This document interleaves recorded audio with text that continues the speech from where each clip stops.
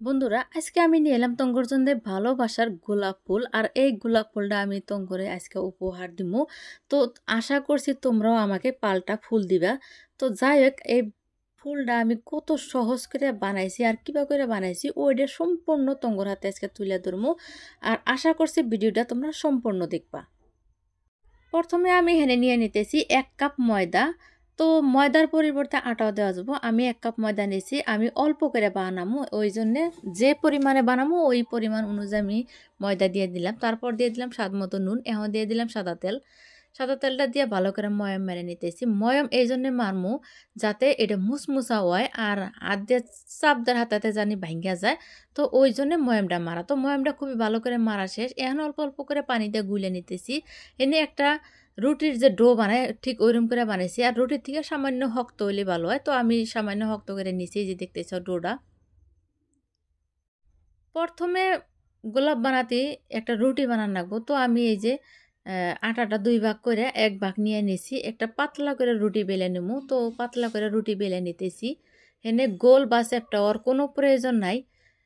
তো আমি যে করে পারি ও করে একটা রুটি বানিয়ে নিলাম। নেওয়ার পর এই যে রুটিটা পাতলা বানাবো, যত পাতলা হয় ততই ভালো হয়। তো আমি পাতলা করে নিছি। আর হেনে নিয়ে নিছি একটা গ্লাস।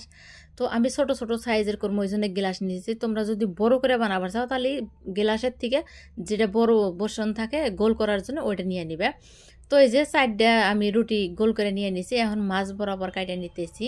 তো প্রত্যেকটা গোল মাছ বরাবর কাইটে নিয়ে রাখবো। তো রুটিগুলো আমার কাটা শেষ। এখন আমি গোলাপগুনা বানামু, ওই জন্য আমি এই যে সাজাই নিতেছি। একটার উপরে একটা দিয়ে দিয়ে ভালো করে সাজাই নিতেছি।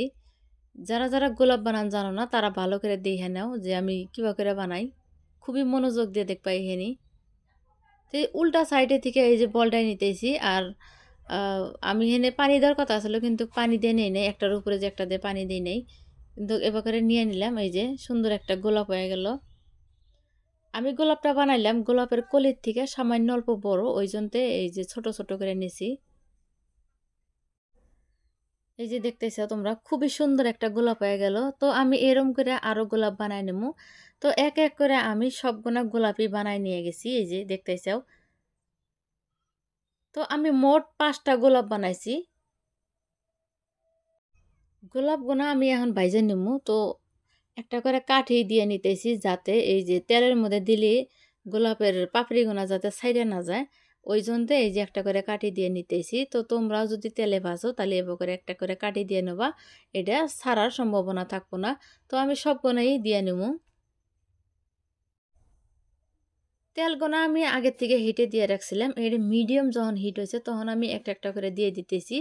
আর গোলাপগুনা সাধারণত ডুবা তেলে ভাজা লাগে। তো হেনে তেলের পরিমাণটা কম হয়েছে, ওই জন্য আমি এই যে চামচের সাহায্যে যেভাবে করে দিতেছি যাতে উপরেও ভাজা হয় তলেও ভাজা হয়।